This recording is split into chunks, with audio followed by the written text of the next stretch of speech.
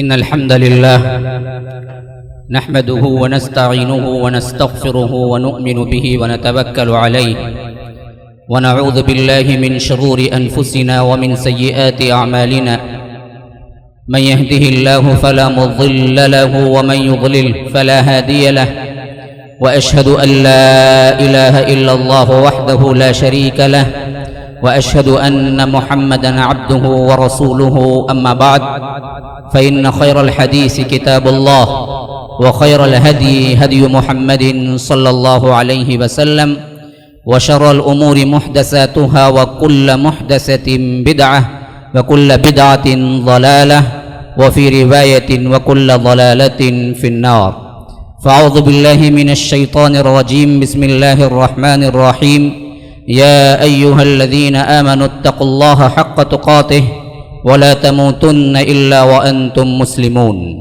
وقال أيضا يا أيها الناس اتقوا ربكم الذي خلقكم من نفس واحدة وخلق منها زوجها وبث منهما رجالا كثيرا ونساء واتقوا الله الذي تساءلون به والأرحام إن الله كان عليكم رقيبا وقال تعالى يا أيها الذين آمنوا اتقوا الله وقولوا قولا سديدا يصلح لكم أعمالكم ويغفر لكم ذنوبكم ومن يطع الله ورسوله فقد فاز فوزا عظيما رب اشرح لي صدري ويسر لي أمري واحلل عقدة من لساني يفقه قولي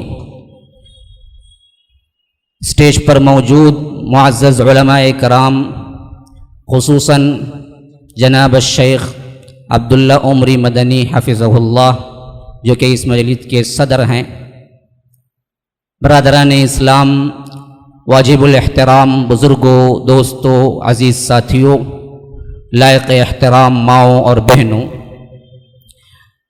رحمان کی رحمت رمضان کے سائے میں اس عنوان کے تحت منعقدہ کانفرنس اللہ تبارک و تعالی کے فضل و کرم سے بڑی کامیاب گزر رہی ہے۔ احباب سے میں التجا کر رہا ہوں کہ جو لوگ کھڑے ہوئے دوسرے کاموں میں مصروف ہیں، برائے مہربانی بیٹھ جائیں، مجلس کے اپنے آداب ہوتے ہیں، تو اس حیثیت سے آپ لوگ سننے کے لیے سب سے اہم پریفرنس دینا چاہیے تاکہ پیغام ان تک پہنچے جن تک ہم پہنچانا چاہتے ہیں۔ اس اللہ کے نام سے ابتدا جس کے ناموں کی کوئی انتہا ہی نہیں، اور رسالت مآب صلی اللہ علیہ وسلم پر لاکھوں کروڑوں درود و سلام ہوں جو ساری کائنات کے لیے رحمت للعالمین بن کے آئے تھے۔ مختلف علماء کرام مختلف عناوین کے ساتھ آپ کے سامنے رمضان المبارک کی اہمیت اور اس رمضان المبارک میں کرنے کے کام یہ بیان کر رہے تھے، اور میرا عنوان ہے روزہ اور تقوی۔ دونوں ایک الگ الگ اپنے اندر مضمون رکھتے ہیں، لیکن ایک مناسبت سے دیکھا جائے تو دونوں کے اندر ایک بہت اہمیت والا تعلق بھی ہے۔ روزے کو عربی میں صیام کہتے ہیں، صوم کہتے ہیں، اور اسی طرح تقوی بھی عربی لفظ ہے جو کہ ہمارے ہاں اللہ سے ڈرنے کے معنی میں مشہور ہے۔ ان دونوں کے لغوی اعتبار سے چند باتیں میں عرض کر کے عنوان پر آؤں گا انشاءاللہ تبارک و تعالی۔ اصل میں روزہ، صیام یا صوم عربی مطلب ہے امساک، روکنا، رکنا، یہ معنی ہے اس کا لغوی حیثیت سے، لیکن شرعی حیثیت سے معنی یہ ہے کہ صبح فجر سے لے کر غروب آفتاب تک کھانے پینے اور بیوی سے ملنے کا رک جانے کا نام روزہ ہے۔ اللہ تبارک و تعالی نے سورہ بقرہ میں جہاں گفتگو کی ہے روزے کے سلسلے میں تقریباً 5 آیات، 1 رکوع، وہاں پر سب سے پہلے مسلمانوں کو خطاب اور اس کے اندر روزے کی غرض اور مرکزی مضمون کی طرف اشارہ دے دیا پہلی ہی آیت میں 183 کے اندر۔ سورہ بقرہ سورہ نمبر 2 آیت نمبر 183 فرمایا کہ یا ایھا الذین آمنوا کتب علیکم الصیام کما کتب علی الذین من قبلکم لعلکم تتقون۔ اے لوگوں جو ایمان لائے ہو تم پر روزے فرض کر دیے گئے ہیں اسی طرح جس طرح پچھلی امتوں پر روزے فرض کر دیے گئے تھے، لیکن مقصد یہ ہے کہ تقوی اختیار کرو۔ تو معلوم ہوا کھانے پینے سے رکنا اور اسی طرح شہوت سے رکنا اور بیوی سے حلال ہونے کے باوجود بھی روزے کی حالت میں رکنا، دراصل یہ ظاہری اعتبار سے ایک اہمیت رکھتا ہے، لیکن باطنی اعتبار سے اس سے سب سے بڑا اہم مقصد تقوی اختیار کرنا ہے۔ جیسا کہ ہر ایک وہ چیز جو دنیا میں ہم دیکھتے ہیں اس کی ایک ظاہری شکل ہوتی ہے اور ایک اس کا مقصد ہوتا ہے، ظاہری شکل سے اعتبار سے بھی وہ اہمیت رکھتا ہو یا نہ رکھتا ہو، لیکن اصلی اعتبار سے جس کے لیے وہ بنایا گیا یا پیدا کی گئی تو وہ زیادہ اہمیت رکھتا ہے۔ مثلا آپ کے ہاں ٹیلی فون، آج کا زمانہ تو موبائل کا ہے، ایسے بھی آج کیا ہے، موبائل کے بغیر کوئی انسان اگر جی رہا ہو تو بڑے تعجب سے لوگ دیکھیں گے، ہم سوچ بھی نہیں سکتے کہ موبائل کے بغیر بھی کوئی انسان رہ سکتا ہے۔ اب تو بچوں کے لیے بھی کیا ہے، چھٹکارا نہیں ہے، وہ بھی کیا ہے 5ویں 6ویں کے اندر موبائل مانگنے لگتے ہیں۔ اسی کی مثال اٹھا لیجئے، لاکھ اس کے اندر اپلیکیشنز ہوں، لاکھ اپنے اس کے اندر بہت سے لوازمات ہوں، لیکن اس کا بنیادی مقصد جو ہے ایک دوسرے سے بات کرنا۔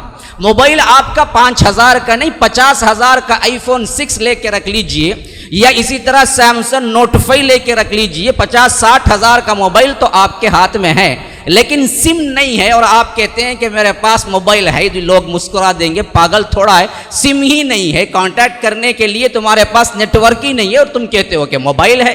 موبائل ظاہری معنی میں ایک اہمیت تو ہے مشین کی، لیکن اصل مقصد اس سے ایک دوسرے سے اتصال کرنا، بات کرنا، یہ اہم مقصد ہے اس کا۔ یہ اہم مقصد اگر نہ ہو تو آپ کا 50-60 ہزار والا موبائل بھی کوئی حیثیت نہیں رکھتا، بلکہ آپ کہیں گے کہ میں موبائل رکھتا ہوں اور میرے پاس نیٹ ورک ایک نہیں ہے بھائی، لیکن موبائل ہے، تو آپ لوگوں کو پاگل بنا رہے ہیں یا پاگل سمجھ رہے ہیں۔ بعینی اسی طرح روزہ طلوع فجر سے لے کر غروب آفتاب تک اپنے آپ کو شہوات سے، کھانے پینے سے روکے رکھنا بظاہر ایک دکھنے والا کام ہو تو ہو، لیکن اس کا بنیادی مقصد تقوی اختیار کرنا ہے۔ اگر کسی کے پاس یہ ظاہری تو ہے کہ وہ ظاہری طور پر کھاتا پیتا نہیں ہے، ظاہری طور پر تو ان تمام چیزوں کو اپناتا ہے جو روزے میں ہیں، لیکن تقوی نام کی کوئی چیز نہ اس کے اندر آتی ہے نہ ابھرتی ہے، تو وہی معاملہ ہوا جو معاملہ 50,000 روپیے کا موبائل رکھ کے کہے کہ میرے پاس موبائل ہے لیکن نیٹ ورک نہیں ہے۔ بعینی اسی معاملے پہ آپ جانچ کر لیجئے۔ اصل مقصد اللہ تبارک و تعالی نے لفظ تقوی کہا ہے کہ تاکہ تمہارے اندر تقوی ہو، اور پورے اسلامی عبادات کے مجموعے کو ایک نام اگر دوں، پورے اسلامی عبادات کے مجموعے کو ایک نام اگر دوں تو ہم کہہ سکتے ہیں آنکھ بند کر کے وہ تقوی ہے۔ تمام عبادتوں کا مرکزی مضمون آپ کے لیے کیا ہے؟ پیچھے تقوی ہے۔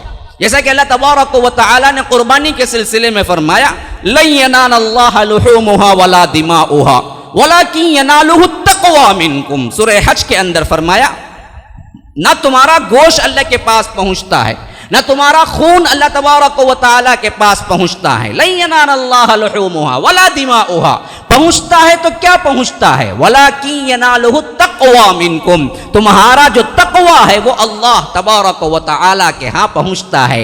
یہ دیکھا جاتا ہے کہ قربانی تم نے کس نیت سے کی ہے، اس کا تقوی کتنا ڈر ہے تمہیں، اللہ کا قرب حاصل کرنے کے لیے تم کتنی تقوی کرتے ہو۔ اسی طرح اللہ تبارک و تعالی نے سورہ نساء کے اندر فرمایا وَلَقَدْ وَصَّيْنَا الَّذِينَ أُوتُوا الْكِتَابَ مِنْ قَبْلِكُمْ وَإِيَّاكُمْ أَنِ اتَّقُوا اللَّهَ۔ یہ بہت بڑی بات ہے تقوی کے سلسلے میں جو اللہ تبارک و تعالی نے صرف اس شریعت کی نہیں بلکہ آدم علیہ السلام سے لے کر آخری پیغمبر اعظم محمد الرسول اللہ صلی اللہ علیہ وسلم تک کی شریعتوں کے سلسلے میں ایک ہی لفظ کہا ہے وَلَقَدْ وَصَّيْنَا الَّذِينَ أُوتُوا الْكِتَابَ مِنْ قَبْلِكُمْ وَإِيَّاكُمْ أَنِ اتَّقُوا اللَّهَ۔ پہلے ہی ہم نے وصیت کر دی تھی. وصیت کا لفظ استعمال کیا کیوں؟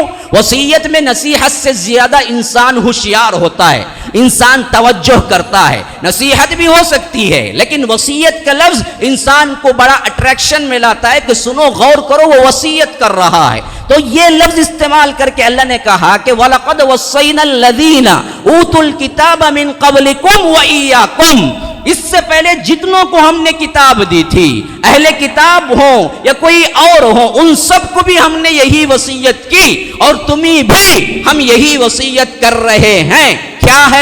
کیا ہے وہ وصیت جو پچھلی تمام شریعتوں کے لیے بھی تھی اور ہمارے بھی لیے ہے؟ ان اتقوا اللہ, اللہ کے لیے تقوی اختیار کرو, اللہ کے لیے تقوی اختیار کرو. اب یہ معنی دیکھ لیجئے, وقا یقی سے نکلا ہے, اتقا یتقی اسی سے نکلا ہے, تقوی یا متقی پرہیزگار جو لفظ بھی استعمال کرتے ہیں. اگر اس کا سے حرفی لفظ ہم لے لیں گے, وقا یقی کا مطلب ہے بچنا اور اتقا یتقی کا مطلب ہے بچانا. اسی مفہوم میں سورہ تحریم کی آیت ہے کہ یا ایھا الذین آمنوا قوا انفسکم واہلیکم نارا, اے لوگوں جو ایمان لائے ہو اپنے آپ کو اور اپنے اہل و عیال کو جہنم کی آگ سے بچاؤ. جہاں بچاؤ کا لفظ ہے وہاں پر کیا ہے؟ بچنے کا بھی. اس کا سب سے بہترین مفہوم وہ عام دعا ہے جو ہم روزانہ پڑھتے ہیں کہ ربنا آتنا فی الدنیا حسنہ وفی الآخرۃ حسنہ وقنا. یہ وقنا کیا ہے؟ یہ بھی دراصل امر ہے. قو اتقا کا ہے, وقا سے قی بنا, یہ امر بن گیا. تو اللہ تبارک و تعالی سے ہم دعا کرتے ہیں ربنا آتنا فی الدنیا حسنہ, اے اللہ ہماری دنیاوی زندگی بھی حسین تر کر دے, بہترین کر دے. وفی الآخرۃ حسنہ, اور آخرت بھی ہمارے لیے بہترین کر دے. اور وقنا, اور ہمیں بچا. کس سے بچا؟ عذاب النار, آگ سے, آگ کے عذاب سے. بچنے کے مفہوم میں یہ بہترین آیت ہے اور یہ بہترین دعا ہے کہ اللہ تبارک و تعالی سے ہم وقینا مانگتے ہیں, بچنا. لیکن عمومی طور پر ہمارا عام ترجمہ جو ہوتا ہے تقوی کے مفہوم میں ڈرنا کر دیتے ہیں, لیکن ہر جگہ ڈرنا نہیں ہوتا.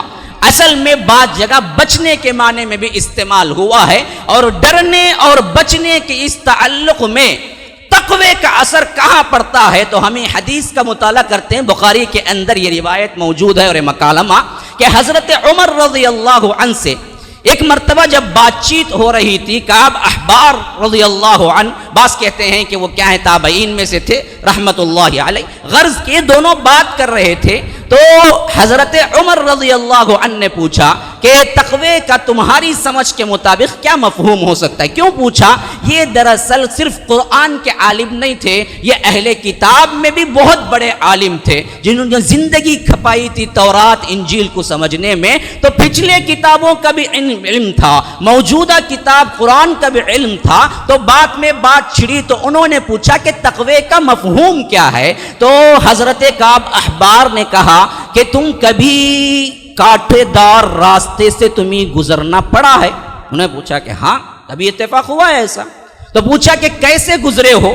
کہا کہ میں اپنے دامن کو سمیٹ کے پھونک پھونک کے قدم رکھتے ہوئے نکل گیا تاکہ کانٹوں میں میرے کپڑے الجھ نہ جائیں. کہا کہ اسی کا نام تقوی ہے. ماشاء اللہ, کیا بہترین تطبیق دی ہے ہمارے لیے. یہ جو تطبیق ہے اگر ہم اپنی زندگی میں فٹ کر لیں تو یاد رکھیے ہمارے تمام معاملات سدھر جائیں گے. تم ایسی زندگی اختیار کرو جیسے تم کانٹوں بھری راہ پہ چل رہے ہو, دونوں طرف کانٹے ہیں, راستہ تنگ ہے اور تمہارے اوپر کیا ہے؟ چادر قسم کی کوئی چیز پڑی ہوئی ہے. اس سے بچنے کے لحاظ سے تم دامن کو بچا کے جس طرح اس راستے پر بہت کیئرفل نظر سے, ہوشیاری کی نظر سے نکلو گے, بے عینی ہی اسی طرح دنیا کی زندگی میں شریعت کے مطابق عمل کرتے ہوئے بہت کیئرفل, بہت ہی کیئرفل حیثیت سے پھونک پھونک کے قدم رکھیں کہ یہ اللہ کے پاس ناراض تو نہیں کرے گا, یہ اللہ تبارک و تعالی نے ہمیں منع تو نہیں کیا ہے, اس کام سے رسول اللہ صلی اللہ علیہ وسلم نے منع تو نہیں کیا ہے. یہ بچ بچ کے زندگی گزارنے کا نام تقوی ہے. اسی کا مترادف لفظ ہم ڈر استعمال کر لیتے ہیں، لیکن ڈرنے سے زیادہ بچنے کا مفہوم ہمارے ذہنوں میں رہے تو ہماری زندگیوں کے اندر یہ تقوی کے مفہوم میں وسعت پیدا ہو جائے گی۔ تو یہ دو چیزیں ہیں، ایک کا میں نے بتایا تھا رک جانا، اور دوسرے کا میں نے بتایا تھا رک جانا، بچ جانا۔ ان دونوں کو لغوی اعتبار سے جب ہم الگ الگ کر کے دیکھتے ہیں تو معلوم ہوتا ہے کہ صوم اور تقوی اندر سے ایک دوسرے میں ملے ہوئے ہیں۔ اور آپ کو معلوم ہے عرب کے ماحول میں، مکی دور میں جبکہ مشرکین کا معاملہ تھا، ان لوگوں کے پاس بھی روزہ تھا، ان لوگوں کے پاس بھی روزہ تھا، لیکن کن کے لیے تھا؟ ان کے گھوڑوں کے لیے وہ روزہ رکھوایا کرتے تھے، اپنے لیے نہیں کہہ رہا ہوں۔ امساک کے معنی میں یہ بات آپ کو بتا رہا ہوں کہ روکنا، اس معنی میں یہ اپنے گھوڑوں کو روزے رکھواتے تھے اس وجہ سے کیونکہ دراصل اونٹ صحرائی جانور ہے جس کے لیے اندر سے یہ اللہ تبارک و تعالی نے ایک ٹینک بنا دیا، اور ایک ٹینک اسی کے اندر ہے، جب اس کو پیاس لگتی ہے تو اسی پانی سے وہ استعمال کر لیتا ہے، 7-7 8-8 دن بغیر پانی کے وہ چلتا رہتا ہے۔ کبھی کبھی خود مسافرین کو ضرورت پڑ جاتی ہے تو وہ ذبح کر کے اونٹ کو اس کا پانی نکال لیتے ہیں، کیونکہ عرب صحرا کا جہاز کہتے ہیں بعض لوگ، جس طرح سمندر کا جہاز ہے، کشتی ہے، اس طرح اونٹ یہ صحرا کا جہاز ہے، وہ تو تپش، بھوک، پیاس سب برداشت کرتا ہے، لیکن گھوڑا نہیں ہے۔ گھوڑے کے لیے آپ چارہ ڈالیں گے اور گھوڑے کے لیے آپ اس کی خوراک دیں گے، تب کہیں جا کے وہ میدان جنگ میں آپ کو لے جائے گا اور بہترین لڑائی کے لیے موقع دے گا۔ تو اس حیثیت سے عربوں کو بڑی مشکل پیش آتی تھی، جب وہ جنگ کے لیے نکلیں تو اس وقت انہیں گھوڑے استعمال کرنے پڑتے تھے، اونٹ نہیں۔ سفر کے لیے تو صحیح ہے اونٹ، لیکن جنگ کے لیے گھوڑے ہوتے تھے، اور وہاں کی تکلیف یہ تھی کہ صحرا اگر آ جائے تو انہیں 2-2 3-3 دن رکنا پڑتا تھا، کھانے سے رکنا۔ اگر آپ گھوڑے کو خوراک نہ ڈالیں گے، پانی نہ ڈالیں گے تو یاد رکھیے وہ کبھی جنگ کے قابل نہیں ہوگا۔ تو اس کو وہ باندھ کے رکھ کے روزہ رکھواتے تھے تاکہ صحرائی طور پر کوئی لڑائی ہو تو یہ اس کو سنبھالنے کا متحمل بن جائے۔ تو گھوڑوں کے لیے یہ روزہ تھا اس زمانے کے لحاظ سے، امساک کے معنی میں۔ پھر اللہ تبارک و تعالی نے اسی روزے کو، اسی لفظ کو، اسی صیام کو شرعاً حد بندی کے ساتھ ہم پہ مقرر کیا اور کہا کہ کتب علیکم الصیام کما کتب علی الذین من قبلکم، تم پر روزے فرض کر دیے گئے ہیں، تم پر بھی امساک فرض۔ اب کس سے رکنا ہے، کیا کرنا ہے؟ یہاں پر بھی دراصل 11 مہینوں کے لیے ایک ٹریننگ پروگرام شروع ہو رہا ہے، 1 مہینے کا۔ 11 مہینے کا قاعدہ کیا ہے؟ حلال تک جاؤ، جائز تک جاؤ، اور حرام کبھی نہ کرو۔ حرام تو کرنے کا کبھی سوچنا بھی نہیں ہے 11 مہینے، لیکن حلال ہے تو حلال کی آخری حد بندی تک جاؤ، کوئی مسئلہ نہیں، جائز امور تک جاؤ، کوئی مسئلہ نہیں۔ لیکن 1 مہینہ جو ٹریننگ پروگرام ہے رمضان کا، اس میں اللہ نے قاعدہ الٹا دیا، کہا کہ تم اب حلال بھی نہیں کرنا تاکہ اتنا تمہارے اندر پاور آ جائے کہ 11 مہینے حلال تک پہنچو بس۔ تو یہاں حلال بھی حرام ہے، کھانا پینا حلال لیکن رمضان میں حرام، بیوی سے ملنا سامنے حلال لیکن رمضان میں حرام۔ یہاں حرام حلال بھی حرام ہو گئے، کیوں؟ 11 مہینے کی بعد کی تمہاری زندگی میں اس حد تک تم پہنچو کہ وہاں تمہارے لیے حلال جائز ہوگا آخری حد، لیکن حرام کے کبھی قریب نہ جانا۔ لیکن 1 مہینہ ایسی ٹریننگ لو کہ حلال کے قریب بھی نہ جاؤ میرے حکم پہ۔ میں نے کہا رک جاؤ، رک جاؤ، خوبصورت بیوی زیور پہنے ہوئے حلال چیز نکاح باقاعدہ کیا، لیکن سامنے موجود ہے تمہارے لیے روزہ روک رہا ہے، اس کے علاوہ کوئی اور چیز نہیں، کمرے میں دیکھنے والا کون ہے، لیکن روزہ روک رہا ہے، اللہ کا تقوی روک رہا ہے، پھر اس کے اندر بہترین اقسام کے میوہ جات موجود ہیں۔ اب روزہ روک رہا ہے، گھر میں کوئی نہیں ہے، تمہارے ہاتھ چابی ہے، کھا لو اور باہر آ کے میں روزے سے ہوں کہو تو کوئی مسئلہ نہیں ہے، کون پوچھنے والا ہے؟ کون اس پہ کیمرہ لگا کے CCTV میں دیکھ رہا ہے کہ تم کیا کھا رہے ہو کیا نہیں کھا رہے ہو؟ کھا لو اور آ کے کہو کہ، لیکن ہر شخص جانتا ہے کہ یہ روزہ قابل قبول نہیں ہوگا۔ جس طرح ان معاملات میں تم رکتے ہو، ایسے ہی 11 مہینے ہر کام میں تم رکو جو اللہ نے منع کر دیا ہے۔ یہ تقوی اور یہ روزہ ہے، دونوں کا ازل ہم گہرائی میں جا کے دیکھیں کہ معنی تو یہ ایک بن گیا، لیکن دونوں کے اندر یہ سب سے بڑا فرق ہے کہ یہ اصل مقصود ہے تقوی، روزہ راستہ ہے وہاں تک گزرنے کا۔ تم اس کے ذریعے سے اپنے اندر تقوی، اس کی بڑھوتری کرو، اور ایسا تقوی تمہارے اندر آ جائے جیسے احسان والا تقوی. آپ کو معلوم ہے اللہ کے رسول صلی اللہ علیہ وسلم ایک مرتبہ مجلس میں بیٹھے ہوئے تھے اور اصحاب رسول اللہ صلی اللہ علیہ وسلم بھی گھیرے ہوئے تھے مجلس کو. حضرت عمر خود بیان کر رہے ہیں بخاری اور مسلم کی روایت کے اندر کہ بینما نحن جلوس عند رسول اللہ صلی اللہ علیہ وسلم ذات یوم اذ طلع علينا رجل شديد بياض الثياب وشديد سواد الشعر لا يرى عليه اثر السفر ولا يعرفه منا احد.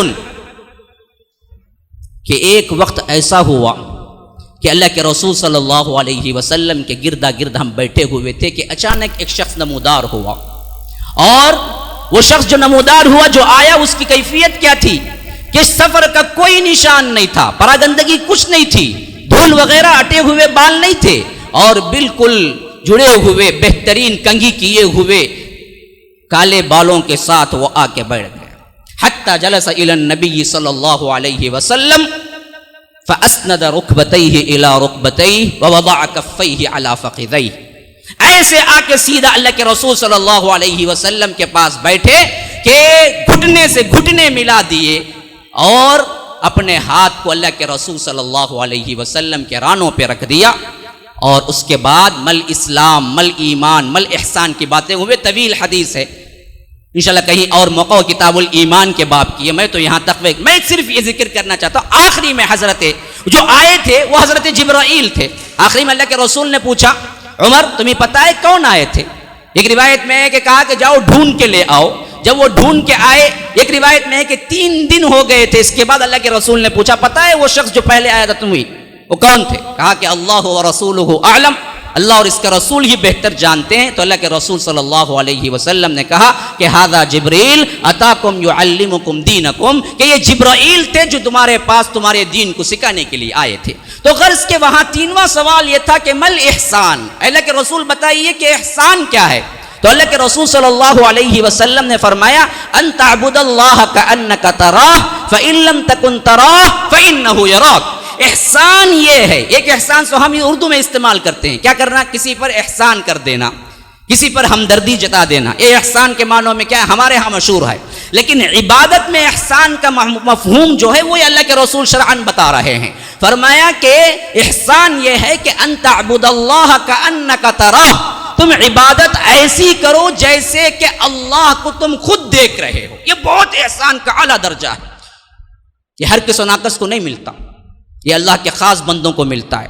ایسی عبادت کرو کہ گویا کہ تم خود اللہ کو دیکھ رہے ہو. اگر اس مرتبے پہ فائز نہ ہو, یہ کیفیت تمہارے دلوں کی نہیں ہوتی ہے, فَإِن لَمْ تَكُنْ تَرَاهُ فَإِنَّهُ يَرَاكَ, لیکن کم از کم یہ ادنا ترین تقوی و احسان تو ہونا ہی چاہیے کہ اگر تم نہیں دیکھ سکتے, وہ کیفیت نہیں ہے, تو تم یہ تو کم از کم سوچو اللہ دیکھ رہا ہے.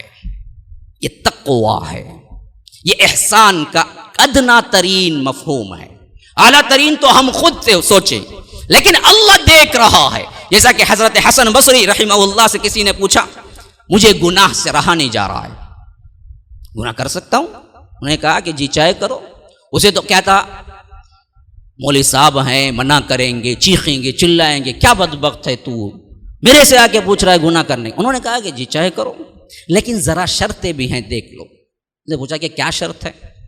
ایسی جگہ چلے جاؤ جہاں اللہ نہ دیکھتا ہو, پھر جتنے چاہے گناہ کرو. اس نے کہا کہ حضرت یہ تو عجیب بات ہے, کیسی ایسی جگہ ہے دنیا کے اندر جہاں اللہ نہ دیکھتا ہو؟ تو کہا کہ پھر اس سے بڑے جری ہو کہ تم اللہ دیکھ رہے ہو اور تم گناہ کرنے پہ جری ہو. کہا کہ توبہ, اللہ اکبر, استغفر اللہ, میں تو نہیں کر سکتی. کہا کہ اگر تم گناہ کرنے پر ہی مصر ہو تو پھر اس کا کھانا پینا چھوڑ دو, دوسروں کا کھاؤ, پھر گناہ کرو. اس نے کہا کہ حضرت جو بھی اللہ دیتا ہے اللہ ہی دیتا ہے, جو بھی کھاتا ہوں میں وہ سب اللہ کا ہے, میں کہاں جا کو دوسرے کا رزق تلاش کروں. کہا کہ جس کی کھاتے ہو اسی کی غداری کرنے پہ تلے ہوئے ہو. کہا کہ استغفر اللہ, میں تو نہیں کر سکتا. کس طرح دیکھیے سمجھا رہے ہیں, یہ اصل تقوی کا مفہوم ہے کہ ہم جان لیں کہ اللہ تبارک و تعالی نے جو ہمیں زندگی دی ہے, اس زندگی پر اللہ تبارک و تعالی نے ایک بہترین آئیڈیل نمونہ دیا ہے. بعض منہیات ہیں, بعض حلال ہیں, بعض کرنے کی چیزیں ہیں، بعض نہ کرنے کی چیزیں ہیں، اس پر اللہ تبارک و تعالی نے کہا کہ میرے بندے ہو تو ایسے ہی گزارنا، ورنہ ڈرنا جہنم کی آگ سے، میرے پاس جہنم بھی ہے اور اسی کے ساتھ ساتھ جنت بھی ہے، جنت کو میں ان لوگوں کو دوں گا جو ڈر کے زندگی گزارتے ہیں، جہنم ان لوگوں کے لیے ہے جو اللہ تبارک و تعالی کے سامنے جری ہو جاتے ہیں، اور ان دونوں کے لحاظ سے جو زندگی جیسے کر کے آئے گا اس کا ایک ایک لمحہ میرے پاس ریکارڈ ہو رہا ہوگا۔ اس ریکارڈ کے علاوہ دو اسپائی کیم اس کے اپنی زندگی کے جسم میں لگے ہوئے ہوں گے، ایک سب سے بڑا نظریہ اعتبار سے نظری طور پر خود اللہ دیکھ رہا ہوگا۔ جس آفس کے اندر مینیجر کے پاس ایک اسپائی کیمرہ ہو اور ساتھ میں آپ کے ٹیبل کے پاس دو اس کے آفیسرز کھڑے ہوئے ہوں، تب آپ اس آفس کی کوئی غلطی کر سکتے ہیں، کوئی شرط توڑ سکتے ہیں، کوئی نہیں کرنے کا کام کر سکتے ہیں؟ 3 کیمرے آپ پہ لگے ہوئے ہوں تو کیا ڈر سے برا حال ہوگا۔ آج اسکولوں میں عام طور پر ٹیچرز نہیں پڑھاتے، ایک زمانہ تھا، لیکن آج کل کیا ہے، بہت سے اسکولوں میں کیا ہے، CCTV آ چکی ہے اور ہر استاد جانتا ہے کہ میں اسٹاف روم میں بھی رہوں تو مجھے دیکھ رہا ہے کوئی نہ کوئی، نہیں دیکھ رہا ہے تو ریکارڈ ہو رہا ہے، بعد میں دیکھ لیا جائے گا۔ تو استاد اپنے آپ میں بالکل ہی پہلے ہی فٹ ہو گیا ہے بندہ ایک اسپائی کیمرے میں۔ میں پوچھتا ہوں کہ 3 لگے ہوں تو ہوگا کیا حال؟ کبھی کوئی غلطی کرے گا، پھر یہ احساس اس وقت کہاں چل جاتا ہے جب تم گناہ کرتے ہو تو ایک کرامن کاتبین دو تو تمہارے ساتھ فٹ ہے، تم کو کہیں نہیں چھوڑتے، وہ تمہارے ہر چیز کو وہ نوٹ کر رہے ہیں۔ یعلمون ما تفعلون، یہ نہیں کہا کہ تم جو کرو گے اس کو لکھتے ہیں، کہا کہ تم جو کرنے والے اس کو وہ جانتے ہیں، تو معلوم ہوا دل کی نیتیں بھی لکھ لیتے ہیں، تمہارا جو عمل ہونے والا ہے اس کو وہ جانتے ہیں۔ فرمایا یعلمون ما تفعلون، جو تم کر رہے ہو، کرنے والے ہو، اس کو وہ لوگ جانتے ہیں، ان سے کوئی چھٹکارا تمہیں نہیں۔ اس کے علاوہ یہ دو تو ہیں، کبھی چھٹ ہی نہیں سکتا۔ ان رسلنا یکتبون ما تمکرون، میرے رسول تمہارا ایک ایک مکر، ایک ایک کام لکھ رہے ہیں۔ یا رسول فرشتے مراد ہیں، رسول یہاں پر فرشتے مراد ہیں، لیکن ان دو کے علاوہ اللہ واحد القہار کی ڈائریکٹ نظر تم پہ ہے۔ بتاؤ کون سی چیز ہے جو چھٹی ہوئی ہے اللہ کی نظر سے؟ یہی تو حضرت لقمان اپنے بیٹے کو سکھا رہے تھے، اے میرے بیٹے یاد رکھ، دنیا کے کوہ کے اندر بھی کوئی تنکا چھپا ہوا ہو، او خردلن، یا کوئی بھی ظاہر میں ہو، ہر چیز اللہ یأتی بہ اللہ تبارک و تعالی تیرے سامنے لا کھڑا کرے گا، کوئی چیز اس سے چھپی ہوئی نہیں ہے۔ پھر تم کہاں سمجھتے ہو کہ میں چھپ کے کر رہا ہوں؟ کیسے چھپ سکتے ہو؟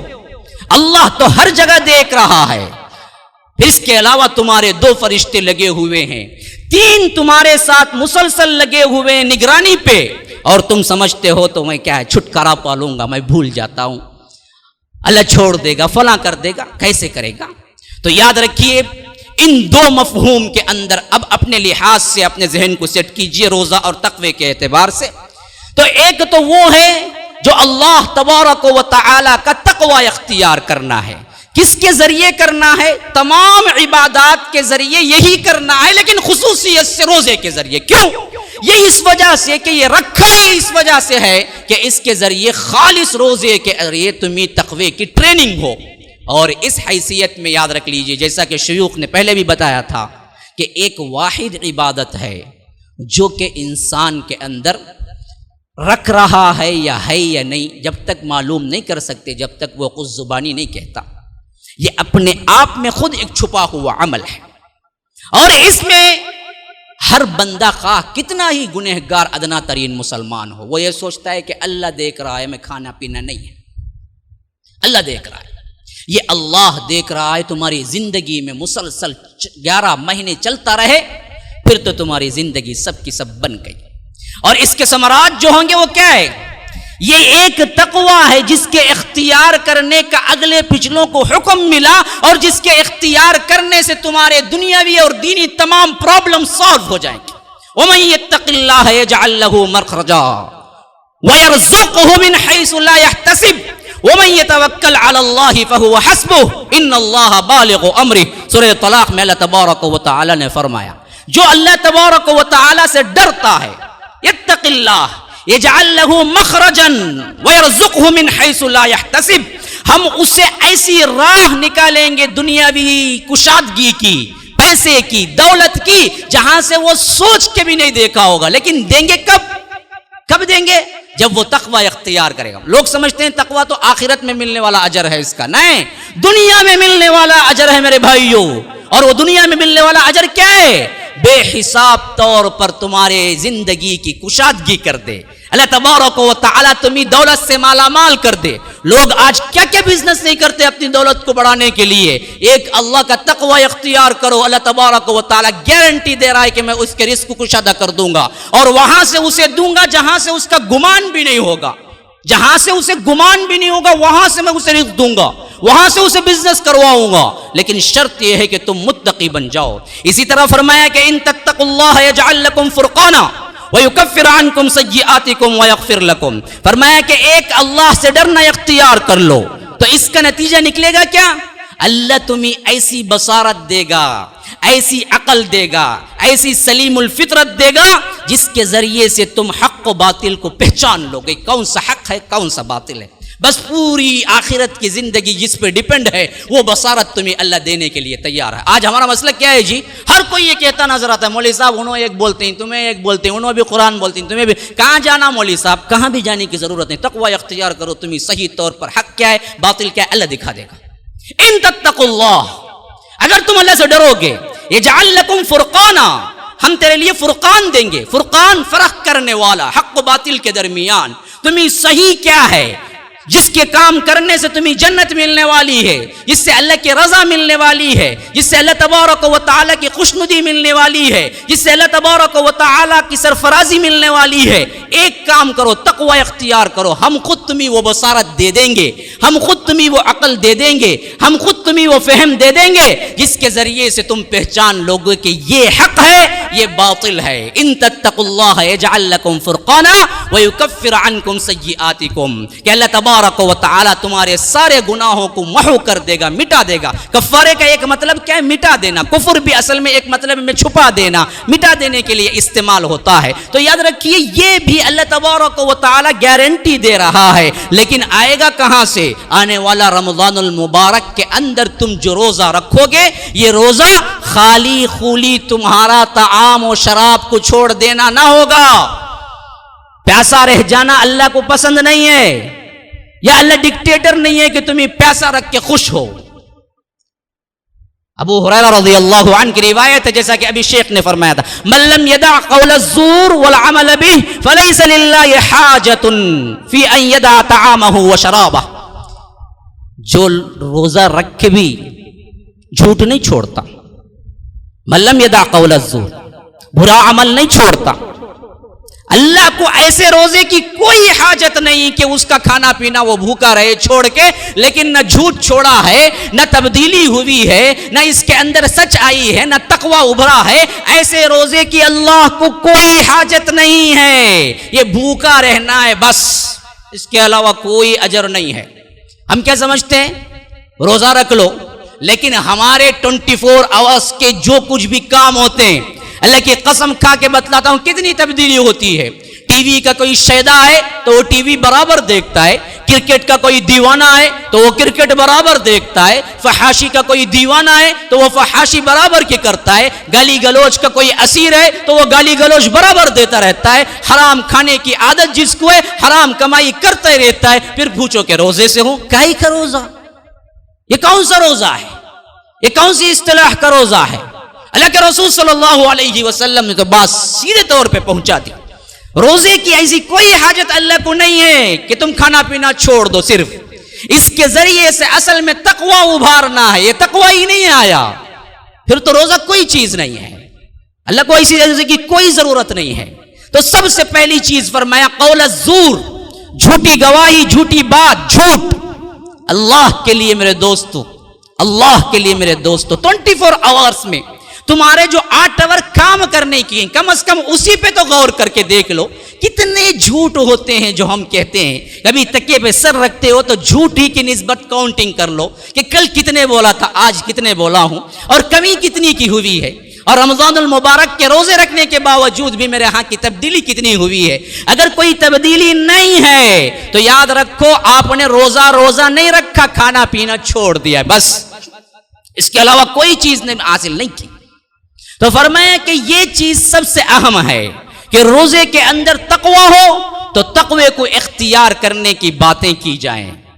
اچھا تقوی آئے گا کہاں سے، کیسے آئے گا، کس احساس کے تحت آئے گا، کیسے ہم اس کو حاصل کر سکیں گے؟ تو سب سے پہلی بات یہ ہے کہ اللہ تبارک و تعالی کا ڈر، اس معنی میں کہ اللہ ہمیں دیکھ رہا ہے. اس زندگی کے اعتبار سے ایک اور زندگی ہے، یہ صرف دنیا کی زندگی نہیں، مجھے ایک ایک لمحے کا حساب دینا ہوگا، تبھی آپ کے اندر تقوی جاگے گا. آخرت، جیسا کہ اللہ کے رسول صلی اللہ علیہ وسلم نے پہلا خطبہ دیا تو یہی فرمایا، یا ایھا الناس، اے لوگو میں تم سب کی طرف سے رسول بن کے آیا ہوں، اور ایک دن ہوگا انکم لتموتون کما تنامون، اس طرح تم ہر رات سوتے ہو اسی طرح ایک دن مر جاؤ گی، اور اسی طرح صبح اٹھتے ہو تو ایک دن اسی موت سے نکل کے باہر بھی آ جاؤ گے. کما تستيقظون ثم انها لجنۃ ابدا او لنار ابدا، پھر اس کے بعد دائمی جنت ہے تو یا دائمی جہنم ہے. آخرت کی تیاری، آخرت کے دن کا ڈر، ایک دن حساب دینا ہے، ایک دن اللہ کے سامنے کھڑے ہونا ہے. جب تک یہ دل کے اندر پیوست نہیں ہوگا تقوی کا ایک لمحہ، تقوی کی ایک چیز آپ نہیں کر سکتے. آخرت، مجھے یہ زندگی نہیں ہے سب کچھ، اس زندگی کا حساب مجھے ایک ایک لمحے کا دینا پڑے گا. یہ جتنا زیادہ آپ کے اندر پیوست ہوگا اتنا ہی آپ کے اندر تقوی ہوگا، جتنا کم ہوگا اتنا ہی تقوی کے معیار سے آپ گرتے چلے جائیں گے. ابو بکر صدیق جیسی شخصیت رضی اللہ عنہ، ہاں ہمارا ایمان ہے، ایمان کے اندر یہ چیز داخل ہے کہ انبیاء علیہم السلام کے بعد اگر کائنات کے اندر کوئی ہستی ہے جو اللہ کے قریب ترین ہے تو وہ صدیق اکبر ہے. ان سے بڑھ کے جنت کا مستحق کون ہے؟ اللہ کے رسول صلی اللہ علیہ وسلم نے ایک مرتبہ پوچھا کہ آج جنازے میں ساتھ کون دیا؟ کہا کہ میں. آج خیرات کون دی؟ کہا کہ میں. فلاں کیا کیا؟ فلاں کہ میں. اللہ کے رسول نے کہا کہ جس کے اندر اتنے اوصاف جمع ہو جائیں اس کے لیے تو جنت کے آٹھوں دروازے کھول دیے جاتے ہیں. آٹھوں دروازے خواہش کریں گے کہ ابو بکر یہاں سے گزر جائیں، یہاں سے گزر جائیں، یہاں سے گزر جائیں. یہ صرف جنت ہی نہیں ہے، آٹھوں دروازے مشتاق ہیں کہ کس سے گزرتے ہیں. ایسے ابو بکر صدیق جب کسی پرندے کو صحرا کے اندر یا چہچہاتے ہوئے باغ کے اندر دیکھتے تو آنسو جھلک پڑتے اور کہتے کاش کہ میں پرندہ ہوتا. اصحاب نے پوچھا کہ اے خلیفۃ المسلمین، اتنی بشارتیں آپ کے پاس ہیں اور آپ پھر یہ تمنا کر رہے ہیں. کہا کہ نہیں، سب کچھ ہے لیکن اگر اللہ سوال کر دے تو مجھے جواب تو دینا ہے نا. یہ پرندے کو سوال و جواب نہیں ہوگا، مجھے تو سوال کے مرحلے سے تو گزرنا ہی ہے. یہ مرحلہ تو کیا ہے، اس کے لیے تو نہیں ہے. یہ آزاد ہے نا، مرے گا زندگی ختم، لیکن ہم کو تو ایک دن جواب دینا ہوگا نا. ہاں کیا احساس تھا دیکھیے اصحاب رسول اللہ صلی اللہ علیہ وسلم کو، کیسے احساس تھا. اللہ کے رسول صلی اللہ علیہ وسلم کا دور تھا اور حضرت ابو بکر صدیق نے ایک صحابی کو کوئی تنزن بات کہتی، کوئی گالی تھی. فوراً احساس ہوا کہ میں ظلم کر گیا. انہوں نے کہا کہ دیکھو میں نے جو دیا ہے گالی ریپیٹ کر دو مجھ پہ. انہوں نے کہا کہ صدیق اکبر آپ کہاں میں کہاں کہ آپ نے گالی دی، یہ آپ کی غلطی اور معافی بھی مانگ چکے، میں کچھ بھی ہو جائے نہیں دوں گا، الٹی آپ کو گالی نہیں دوں گا میں، کیونکہ آپ کا مرتبہ کا. انہوں نے کہا کہ دیکھو بدلے سے ڈرتا ہوں، تم بھی وہی دے دو، یہی معاملہ رفع دفع کر لو. انہوں نے کہا کہ نہیں ہو سکتا، میں صدیق کو کبھی گالی نہیں دے سکتا. انہوں نے کہا کہ دیتے ہو نہیں دیتے ہو؟ کہا کہ نہیں دے سکتے. دیکھو اللہ کے رسول کے پاس جا کے شکایت کروں گا.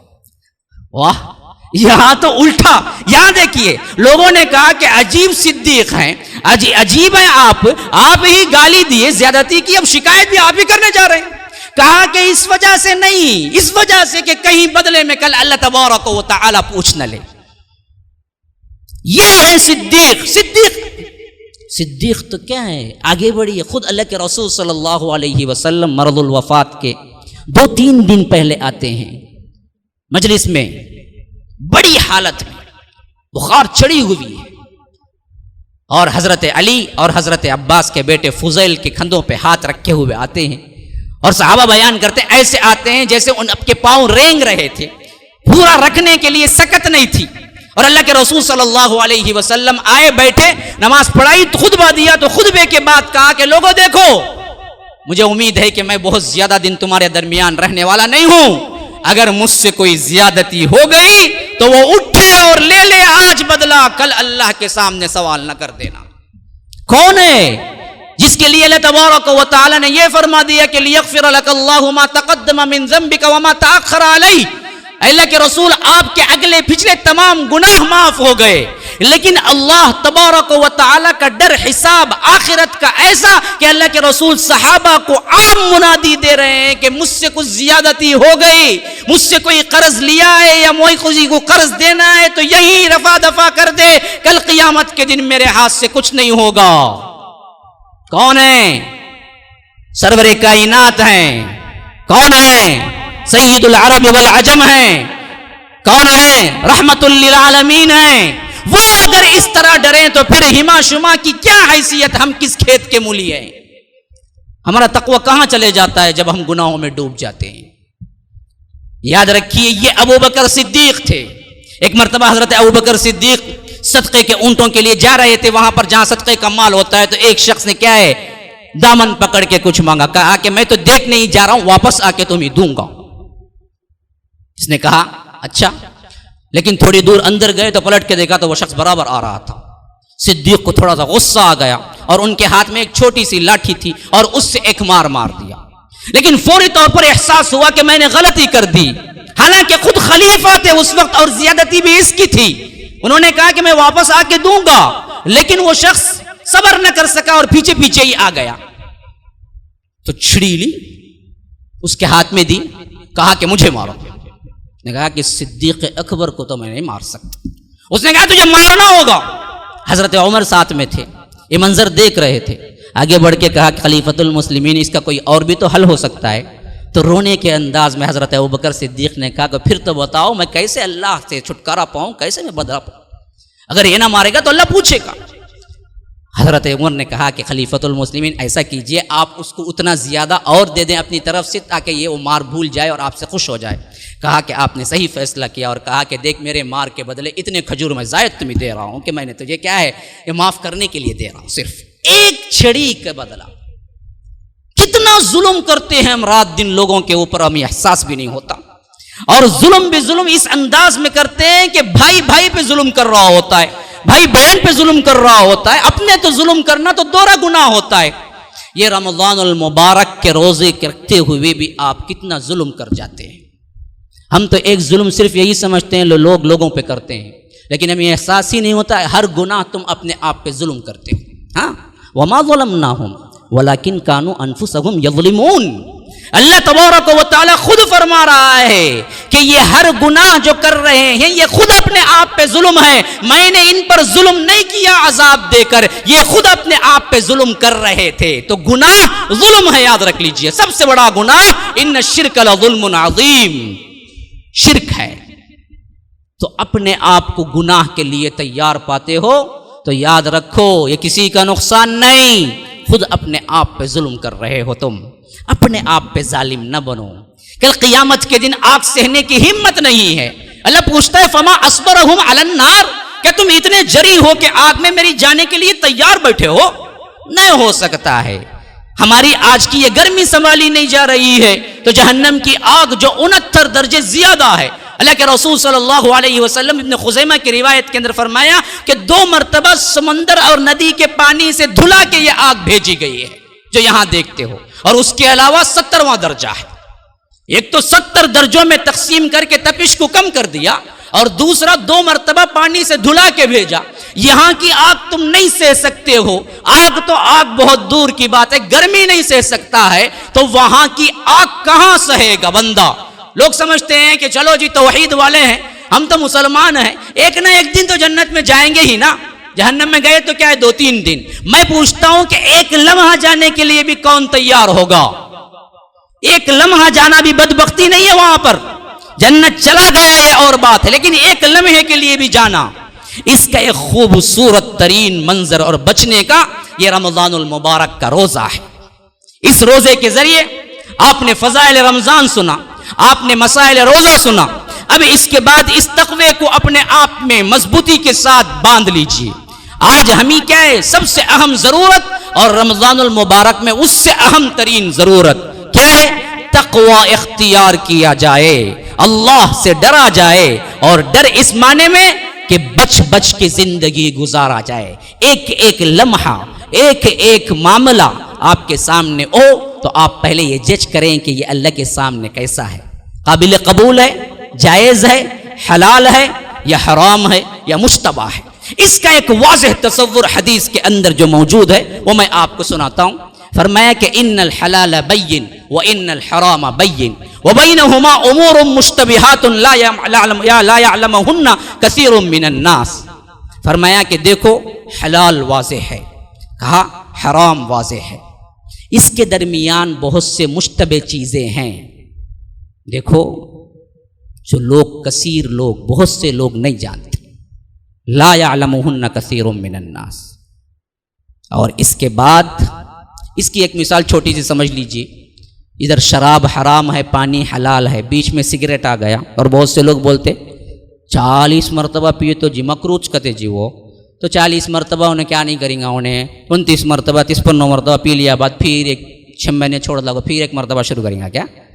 کیا ہے حساب سے 40 مرتبہ؟ یہ ہم نے بنا لیا. اصل میں چیز کیا ہے, یہ خود بھی ایک حرام ہی چیز ہے علماء کے فتوے کے مطابق. تو غرض کے میں بتا رہا ہوں اس طرح کی مشتبہ چیزیں آ جاتی ہیں. تو اللہ کے رسول صلی اللہ علیہ وسلم نے فرمایا کہ یہ واضح وہ واضح, لیکن درمیان کی مشتبہ چیزیں جب آتی ہیں تو فمن اتقى الشبہات فقد استبرأ لدینہ وعرضہ ومن وقع فی الشبہات وقع فی الحرام. جس نے یہ شبہ کی چیزیں میں جب اپنے آپ کو پایا اور بچ گیا, نہ کرنے پر اڑ گیا اور نہ کرنے سے رک گیا, تو یاد رکھیے اس نے دین کو بھی محفوظ کر لیا اور اپنی عزت کو بھی محفوظ کر لیا. اسی لیے اللہ کے رسول نے صاف حکم دیا تھا, دع ما یریبک الی ما لا یریبک. شک و شبہ والی چیز کو چھوڑ کر وہ کام کرو جس کے اندر شک نہ ہو. شک ابھرتا ہے, چھوڑ دو وہیں سے معاملہ, بس ختم. لوگ آگے پوچھتے مولوی صاحب ایسا کرے جا کے بزنس تم نہ سمجھ میں آیا نہیں, حلال رہتا تو آپ کو پوچھتے, کیا کی ایک پرابلم شروع ہوا تبھی اتنا آپ کو پوچھتے ہیں, چھوڑ دو معاملہ ختم کر دو. ایسا شک و شبہات والا بزنس نہیں چاہیے, ایسا لقمہ نہیں چاہیے, ایسا کام نہیں چاہیے. فرمایا کہ جو کوئی بھی اس سے دستبردار ہو گیا, رک گیا, وہ دین کو بھی محفوظ کر لیا اور اپنی عزت کو بھی. ومن وقع فی الشبہات وقع فی الحرام. جو اس میں پڑا شبہ میں, شبہات نہ جائز بھی رنگاش نہ وہاں پڑا, آخر میں انہیں جا کے کہاں پڑیں گا, حرام میں پڑیں گا. اس کے بعد اللہ کے رسول بڑی بہترین مثال دے رہے, کالراعی یرعی حول الحمى یوشک ان یرتع فیہ الا وان لکل ملک حمى الا وان حمى اللہ محارمہ الا وان فی الجسد مضغة اذا صلحت صلح الجسد كله واذا فسدت فسد الجسد كله الا وهي القلب. فرمایا کہ دیکھو ہر بادشاہ کی اپنی باؤنڈری ہوتی ہے, اپنی چراگاہ ہوتی ہے, اپنی حما ہوتی ہے, اور جو چراگاہ کی باؤنڈری کے آس پاس اپنے جانوروں کو چراتا ہے, ہو سکتا ہے اس کا کوئی جانور پھسل کے بادشاہ کی باؤنڈری میں داخل ہو جائے اور جانور بھی ہاتھ سے گیا الٹے کوڑے لگیں. جیسا کہ آپ سمجھ لیجئے نا جی, سیکریٹریٹ کے پاس سے آپ کو کیا ایک بار گزرنے دے گا, بار بار چکر لگاؤ آپ کو پکڑ لے گا پولیس والا, کہے گا کہ کیوں سیکریٹریٹ بار بار گزر رہے ہو. تو وہ گورنمنٹ کی کیا ہے باؤنڈری ہوتی ہے, وہاں پر واچنگ ہوتی ہے. اسی طرح پرانے جو بادشاہ ہوتے تھے ان کے ہاں ان کے چراگاہیں ہوتی تھی جہاں اس کے جانور چرتے تھے, اور دوسرا کوئی جانور چرانے آتا چرواہا وہ دور چرانا پڑتا تھا. کیوں, قریب آیا تو کوئی بکری چرتی ہوئی وہاں گئی تو سمجھو کہ بادشاہ وہ بکری کو بھی پکڑ لے گا اور جس کی بکری آئی تھی اسے بھی سزا دے گا. بعینی، اسی طرح اللہ کے رسول کہتے ہیں کہ الا وان لکل ملک حما، یاد رکھو ہر بادشاہ کی ایک باؤنڈری وال ہوتی ہے. الا وان حما اللہ محارمہ، یاد رکھو، خبردار آگاہ ہو جاؤ، اللہ کے محارم، اللہ کے منع کردہ چیزیں اللہ کی حما ہے، اللہ کی باؤنڈریز ہیں. تلک حدود اللہ، حدیں پار نہ کرو، حد سے پہلے رک جاؤ.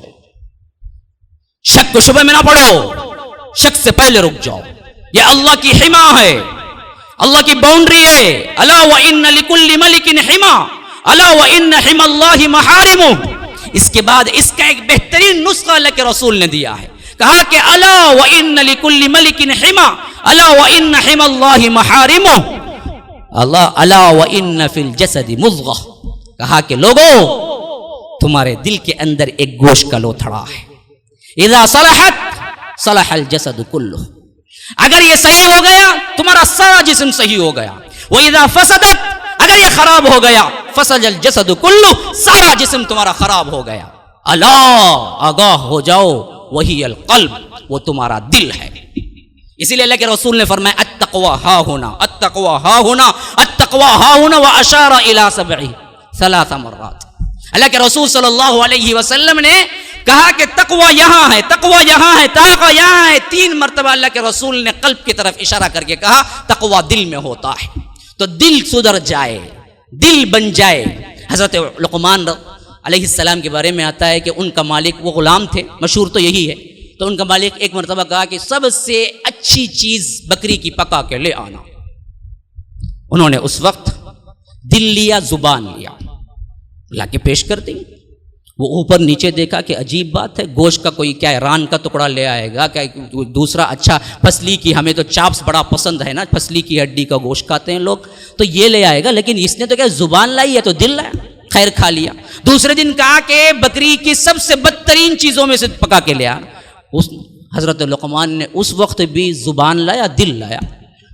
تب مالک نے پوچھا عجیب بات ہے. میں نے کہا بہترین تب بھی یہی لائے، بدترین تب بھی یہی لائے، معاملہ کیا ہے؟ تو حضرت لقمان نے کہا کہ جب یہ 2 بہترین بن جائیں تو پھر کائنات کے اندر اس سے بہتر نہیں، جب یہ 2 بدترین بن جائیں تو پھر کائنات کے اندر اس سے بدتر کوئی نہیں. دل، زبان، دل، تقوی یہاں ہوتا ہے. تو دل کی اللہ تبارک و تعالیٰ کے سامنے گڑ گڑاؤ، دل کی صفائی ہو جائے، دل پاک ہو جائے. دلوں کے اندر سے نفرتیں نکالو، دلوں کے اندر سے گناہوں کے بار نکالو. کھلا بل رانا علی قلوبہم ما کانوا یکسبون. اللہ تبارک و تعالیٰ سورہ مطففین میں کہتا ہے کہ یہ گناہ کرتے کرتے تمہارے دلوں کو بھی زنگ لگ جاتے ہیں. ران، اللہ کے رسول نے کہا کہ ایک گناہ کرتا ہے تو بندہ ایک دھبا بیٹھتا ہے، پھر توبہ صفائی کر لی وہ دھبا چلا جاتا ہے، لیکن آگے بڑھتا ہی رہتا ہے. تو دھبے بیٹھ کے یہاں تک کہ پورا دل دھبوں سے بھر کے سیاہ ہو جاتا ہے. یہی ہے وہ کلا بل ران علی قلوبہم ما کانوا یکسبون، دل زنگ آلود ہو جاتے ہیں تمہارے. تو یاد رکھو مومنوں، انسان ہونے کے ناطے کبھی گناہ سے مکمل بچ نہیں سکتے. اس لیے اللہ کے رسول نے فرمایا کل بنی آدم خطاؤن وخیر الخطائین التوابون. بنی آدم سب کے سب خطا کار ہیں، لیکن سب سے بہترین خطا کار وہ ہیں جو فوراً توبہ کر لیتے ہیں. تو یاد رکھو بنی نوع انسانیت کے تحت مکمل طور پر گزار دینا یہ دراصل کیا ہے؟ ناممکن ہے. لیکن ممکنات میں سے یہ ہے کہ جب بھی کچھ ہو جائے نا فوراً اللہ کی طرف رخ کر لو. اللہ اپنے بندوں کے بارے میں جب کہتا ہے آل عمران میں فرمایا والذین اذا فعلوا فاحشة او ظلموا انفسهم ذکروا اللہ فاستغفروا لذنوبهم ومن یغفر الذنوب الا اللہ ولم یصروا علی ما فعلوا وهم یفعلون. فرمایا کہ یہ نیک لوگ، یہ بندے، یہ جنتی لوگ کیسے ہوتے ہیں؟ جب بھی کوئی کام کر بیٹھتے ہیں، اپنے آپ پہ ظلم کرتے ہیں، گناہ کر لیتے ہیں، فوراً اللہ کی طرف پلٹتے ہیں، اللہ تبارک و تعالیٰ کا ذکر کرتے ہیں. اور اللہ پوچھتا ہے ایسے جب پلٹ کے آتے ہیں تو میرے علاوہ اور ہے کون؟ ہاں یہ کہاں ملے گی؟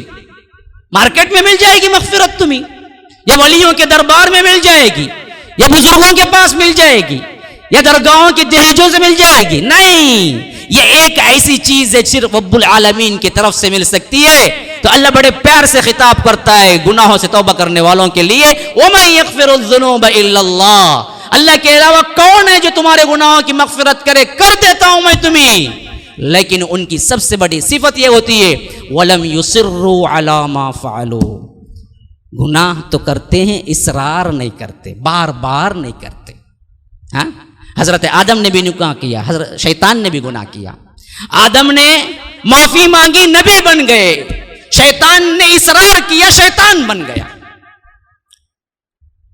تو اصرار نہیں ہونا چاہیے، بھول سے ہو گئی، مزہ لے کے نہیں کرنا چاہیے۔ آج تو کیا برائی کا ایسا دور ہے، بدبخت ایسے لوگ پیدا ہو چکے جو دراصل کرتے رات کو چھپ کے ہیں اور محفلوں میں بیٹھ کے اس کا اظہار کرتے ہیں کہ میں کیا کیا معلوم کیا، رات کو کون سی پکچر دیکھا معلوم کیا فحش کاری کی معلوم کیا، لا حول ولا قوت الا باللہ۔ اتنے نڈر ہو گئے۔ لیکن رسول نے کہا کہ ہر ایک کو عافیت دی جائے گی، ہر ایک جنت میں داخل ہو سکتا ہے، الا المجاہرین، سوائے ان لوگوں کے جو مجاہرین ہیں۔ پوچھا گیا کون ہے مجاہر؟ کہا کہ وہ جو رات کے اندھیرے میں چھپ کے گناہ کرتا ہے اور پھر اپنے محفل میں آ کے اس کو راز کے فاش کرتا ہے اور بڑے فخر سے کہتا ہے میں نے یہ کیا یہ کیا، گناہ کھلم کھلا کرنے والا، اس کو کبھی معافی نہیں ملے گی۔ تو یاد رکھیے جو مضمون مجھے عطا ہوا تھا، میں نے مختصر سے انداز میں جو باتیں اس کے اندر آ سکتی تھی وہ سب کے سب آپ کو پیش کر دی۔ والسلام علیکم، اسأل اللہ لی ولکم ولسائر المسلمین واستغفروہ انہ هو الغفور الرحیم۔